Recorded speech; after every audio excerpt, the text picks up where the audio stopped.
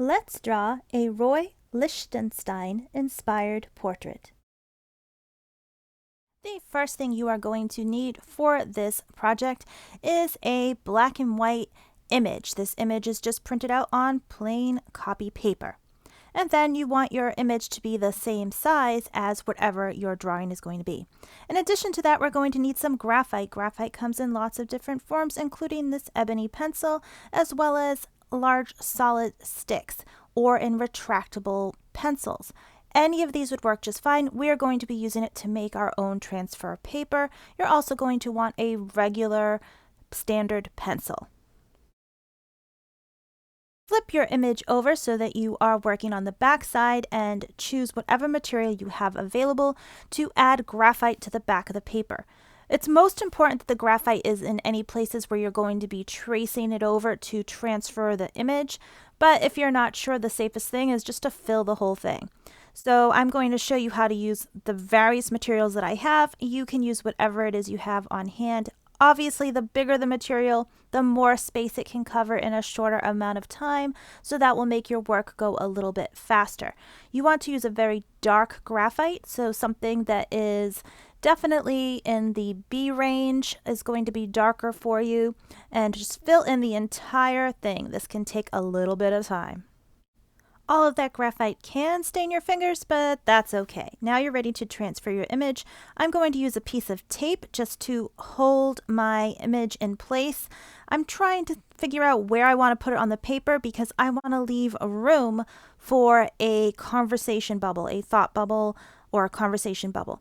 Once I have this in place, I'm using my standard pencil and I am just tracing over any important areas. So this includes facial features as well as outlines. You don't have to worry about tiny little details so much, but you definitely want to trace the bigger shapes and any features that you may see.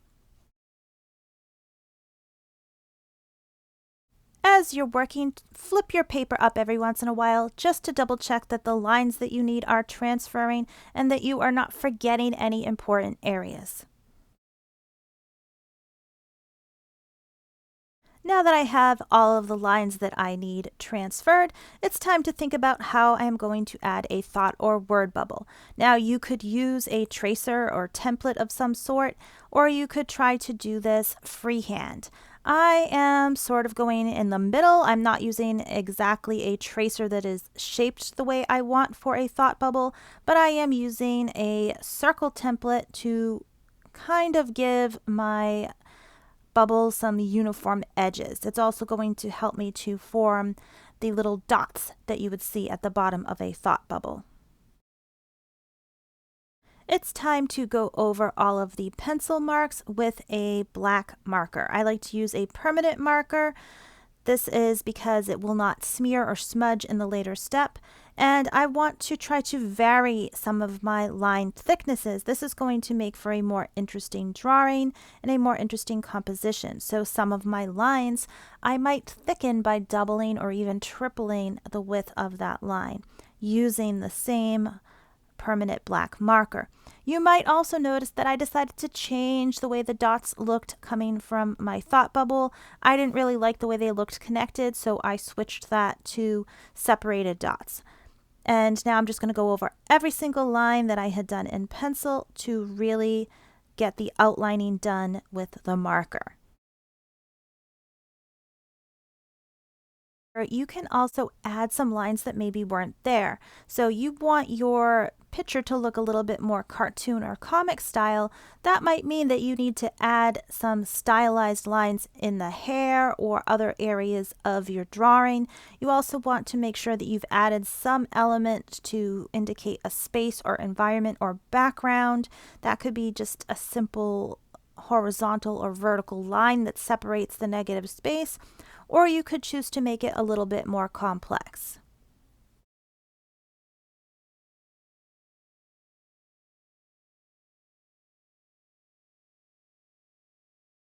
When you have finished inking in all of your outlines with the permanent marker, grab an eraser and clean up all of those pencil marks.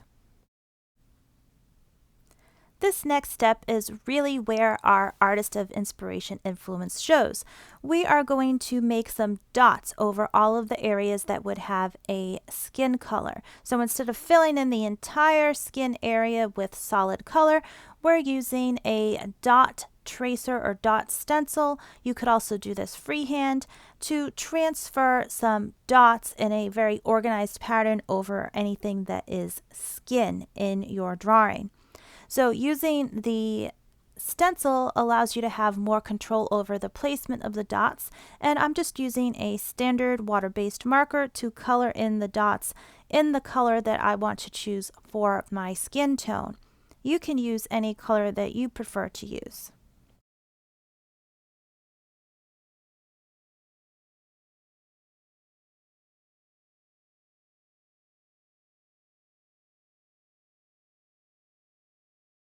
In addition to the Ben-Day dots, our artist of inspiration used a limited color palette.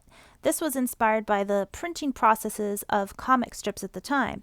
So I am also using a limited color palette. I'm actually limiting mine pretty much to the primary colors, and I am choosing very carefully where I'm going to apply those to my drawing. I am going to leave my thought bubble white. As you're adding color with these markers, you might notice that if you try to color in a large area at once, it might look a little streaky or scribbly, and we want to avoid that. We want to have our best effort in our coloring of our drawings. So if we work in small areas and maybe color in a circular motion, that can prevent some of that streakiness and scribbled marks from happening.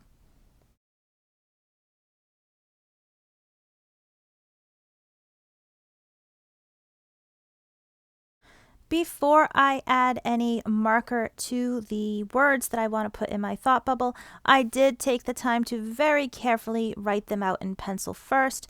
That's because pencil can be erased. So if I were to make a mistake or a spelling error in pencil, it's not that big a deal. If I were to do that with a permanent marker, it's going to be a whole lot harder to fix. So do your writing first in pencil, and then when you have it as good as you possibly can, go over all of your letters with a permanent black marker.